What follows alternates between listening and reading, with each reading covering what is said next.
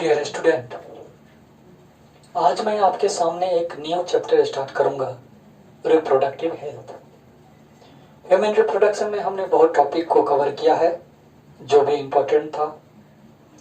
तो reproductive health में भी उसी तरीके से कुछ इम्पोर्टेंट टॉपिक को हम डिस्कस करेंगे। हम जानते हैं कि as a result of the reproduction उसका कुछ आफ्टर इफेक्ट भी होता है। आफ्टर इफेक्ट क्या होगा? एक तो पॉपुलेशन बहुत ज्यादा इंक्रीज करेगा।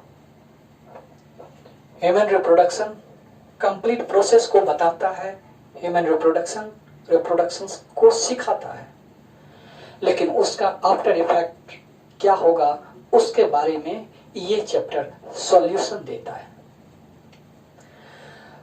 तो मैंने बताया कि रिप्रोडक्शन का जो एक इंपॉर्टेंट आफ्टर इफेक्ट होता है वो है पॉपुलेशन का इंक्रीज होना, उसके बाद कुछ एसटीडीज का होना, सेक्सुअल ट्रांसमिटेड डिजीज होना और कुछ डिसऑर्डर्स भी क्रिएट होना।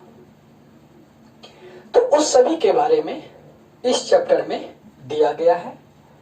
तो देखते हैं, अभी फर्स्ट टॉपिक लेते हैं, मेथड्स ऑफ बर्थ कंट्रोल। तो हमने बताया आपको कि रिप्रोडक्टिव हेल्थ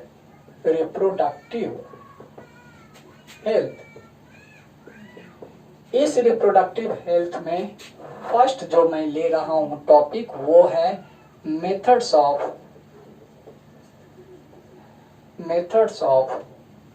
बर्थ कंट्रोल। बहुत सारे मेथड्स हैं, नेचुरल मेथड्स है, बैरियर मेथड्स है, केमिकल मेथड्स है, आईओडीज मेथड्स है, कॉन्ट्रासेप्टिव पिल्स है, इंजेक्टेबल कॉन्ट्रासेप्टिव्स है, सर्जिकल मेथड्स है। बहुत सारे मेथड्स हैं जो कि प्रैक्टिस में है। तो देखते हैं वन बाय वन इस सभी मेथड्स को।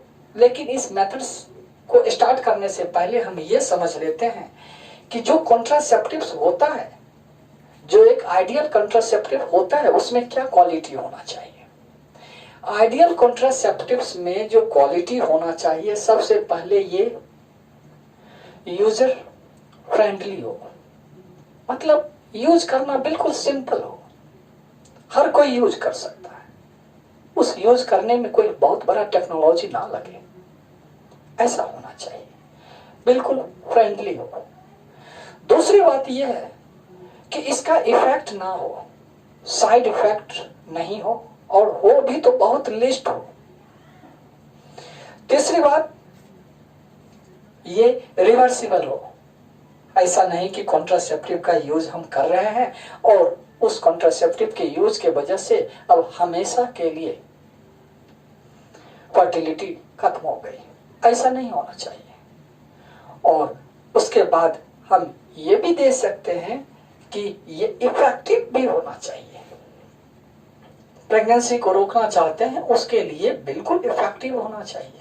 ऐसा नहीं कि हमने यूज भी किया और प्रेगनेंसी भी नहीं रोका। तो इन सभी चीजों को ध्यान में रखते हुए हमें कॉन्ट्रासेप्टिव का यूज करना पड़ता है, और यही आइडियल कॉन्ट्रासेप्टिव्स का कैरेक्टर्स होता है। इंडिया में बहुत तरीके का कॉन्ट्रासेप्टिव यूज किया जाता है।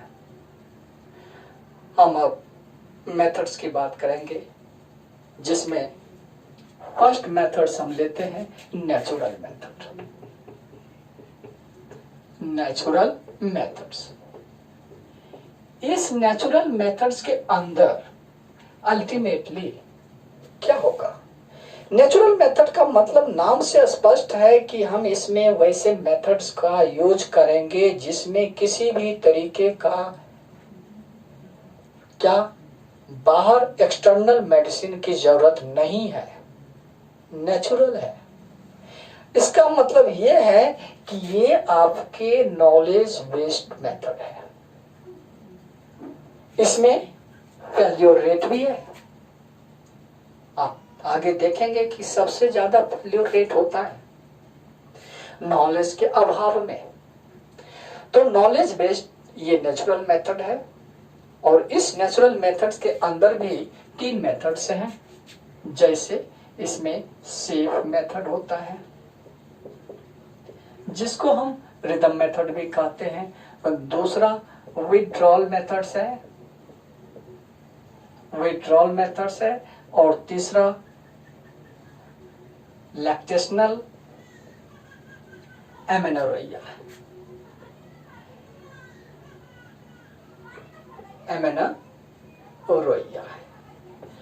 तीसरा लैक्टेशनल एमेनोरेया है।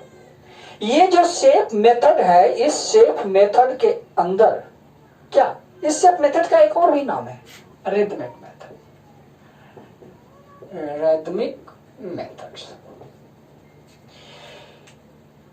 इस सेफ मेथड में हमें एक सेफ पीरियड ढूंढना होता है।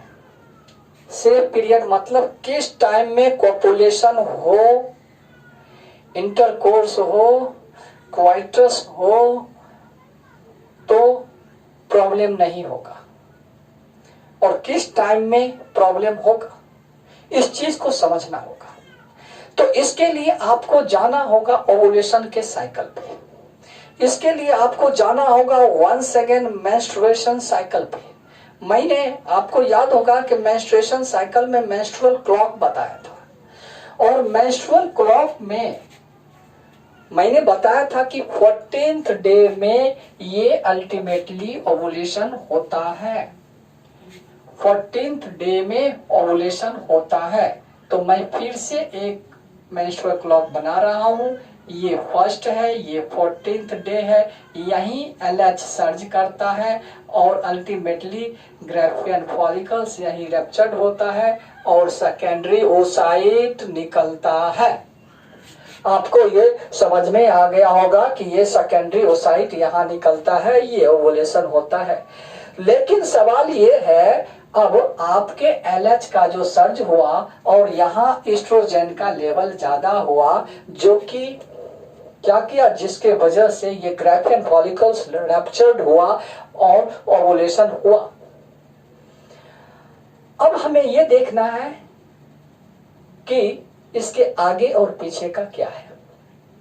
हम जानते हैं कि स्पर्म का जो लाइफ होता है, वो स्पर्म का जो लाइफ है अल्टीमेटली 24 आवर्स से लेकर के 72 आवर्स तक होता है। 72 आवर्स तक वो जिंदा रह सकता है। तो हमें इस चीज को ध्यान में रखना होगा। तो इसका मतलब हुआ 3 डेज, यानी कि यहां से अगर मान लो कि ओवुलेशन से 3 दिन पहले ही, अगर यानी 3 दिन पहले ये हुआ, 1 2 3 डेज पहले ये हुआ, यानी ये 13th हुआ, ये 12th हुआ, ये 11th हुआ, ठीक है, और ये 14th हुआ। इसका मतलब क्या हुआ, और उसके मतलब ये हुआ कि हमें ओवुलेशन से 3 दिन पहले भी अपने आप को सेफ रखना है और ओवुलेशन के बाद भी 3 दिन सेफ रखना पड़ेगा। ओवुलेशन के बाद भी 3 दिन, क्योंकि जस्ट इसके ओवुलेशन के बाद भी तो कभी स्पर्म आ सकता है। तो हमने ये देख लिया अल्टीमेटली कि ये जो सेफ पीरियड माना जाता है, जो आपके एनसीईआरटी में भी दिया हुआ है कि 10th से लेकर के 17th day of menstrual cycle, जैसे ही मेंस्ट्रुअल साइकिल स्टार्ट हुआ उसमें 10वें दिन से 17वें दिन तक, यानी 1 सप्ताह आपको क्या करना पड़ेगा, अवॉइड करना पड़ेगा कॉपुलेशन से, यानी 1 हफ्ते तक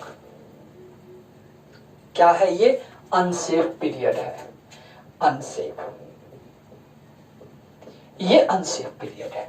यहां पे अगर कॉपुलेशन होगा तो चांस है कि प्रेगनेंसी हो जाएगी।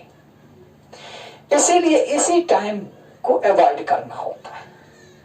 इसका मतलब ये हुआ कि मैं कहना ये चाह रहा हूं कि मेन चीज जो है वो अल्टीमेटली ओवुलेशन को समझना, कि ओवुलेशन कब हुआ और कैसे मालूम चलेगा कि अब ओवुलेशन हुआ। इस ओवुलेशन को जानने और समझने के लिए कुछ सिम्टम्स होता है, उसे समझना पड़ता है, पकड़ना पड़ता है। ओवुलेशन के टाइम में नॉर्मली बॉडी का टेम्परेचर फीमेल का 1 फ़ारेनहाइट ज्यादा होता है। दूसरी बात ये होता है कि इस ओवुलेशन के टाइम में एक स्पेशल टाइप ऑफ म्यूकस निकलता है जो कि सर्वाइकल म्यूकस होता है। सर्विक्स के रीजन से एक म्यूकस निकलता है और जो भी एक्सपर्ट होता है या होती है वो वेजाइना में फिंगर डाल करके और वहां से म्यूकस को लेकर के इस तरीके से चेक किया जाता है और चेक करता है, डॉक्टर भी चेक करती है।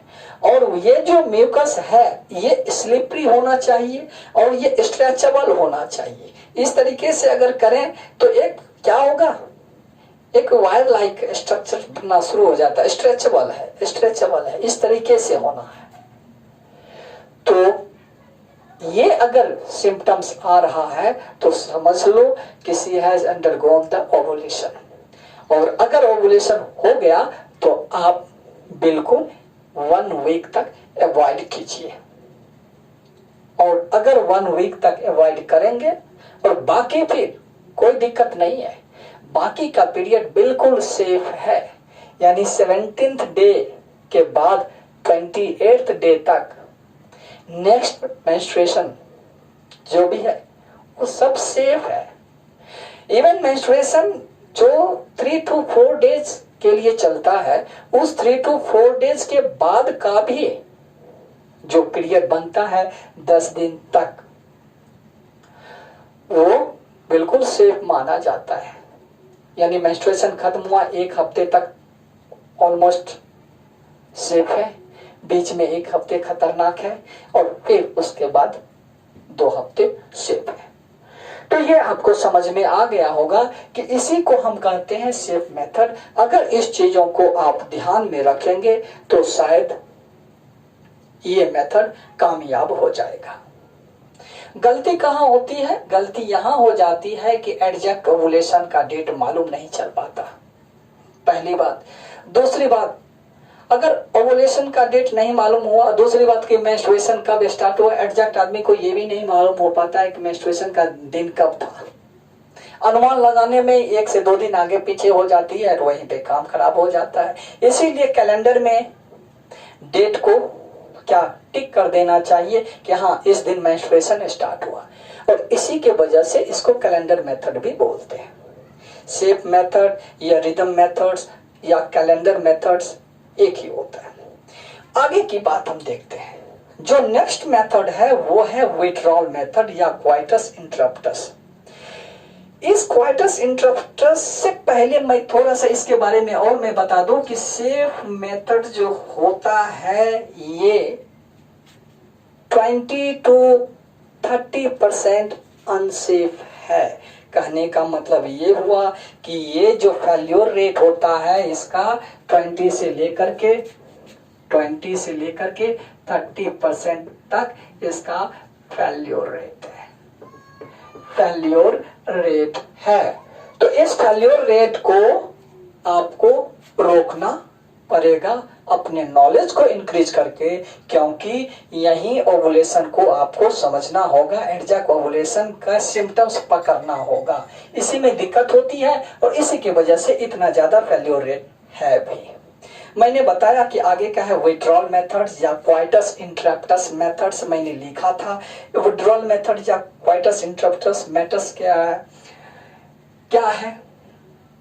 ऐसे कंडीशन में क्या होता है, at the time of just ejaculation of the semen male अपना पेनिस विथड्रॉ कर लेता है। मतलब मेल अलाउ नहीं करता है कि उसका सीमेन अल्टीमेटली वेजाइना को पेनिट्रेट करके अंदर जाए। वो उस पॉइंट ऑफ टाइम पे ही, एग्जैक्ट उस पॉइंट ऑफ टाइम पे ही पेनिस को बाहर निकाल लेता है और बाहर ही इजैकुलेट कर देता है। तो इसको कहते हैं विथड्रॉल मेथड्स। इसमें भी हाई फेल्योर रेट होगा। क्यों होगा हाई फेल्योर रेट? क्योंकि at the point of ejaculation ये क्या है, हाईली इमोशनल पीरियड होता है, highly emotional point of time होता है। इसीलिए कभी कभी इसमें ऐसा नहीं हो पाता है मेल से, तो ये दिक्कत हो जाती है। और अगर हो भी जाता है तो कुछ स्पर्म का पार्ट अंदर भी रह सकता है, जा सकता है, निकालने में ही कुछ अंदर ही निकल गया, तो ऐसा भी हो सकता है। इसीलिए विड्रॉल मेथड या क्वाइटस इंटरप्टस का जो मेथड्स होता है इसमें भी फेल्योर रेट होता है, और 23% इसमें फेल्योर रेट होता है। आप जरूर इसको लिख लीजिएगा कि 23% इसका फेल्योर रेट है। और आगे की बात देखते हैं। मैंने थर्ड मेथड्स बताया था नेचुरल के अंदर, वो क्या है, लैक्टेशनल एमेनोरेया। एमेनोरेया के बारे में आप जान चुके हैं। एमेनोरेया किसको कहते हैं, जब मेंस्ट्रुएशन नहीं होता है उसको हमने एमेनोरेया कहते हैं। लैक्टेशनल का मतलब निश्चित रूप से लैक्टेशन पीरियड से रिलेटेड है। इसका मतलब ये हुआ कि जैसे ही प्रेगनेंसी मतलब खत्म हुई, यानी बच्चे की डिलीवरी हुई, उसके बाद मिल्क का प्रोडक्शन होगा, मिल्क का सिक्रेशन होगा। लैक्टेशन पीरियड में फीमेल आएगी, और लैक्टेशन पीरियड में फीमेल क्यों आएगी, मैंने मेमोरी ग्लैंड में भी बताया था कि उस समय कौन सा हार्मोन इन्फ्लुएंस करेगा कंप्लीट फंक्शंस को।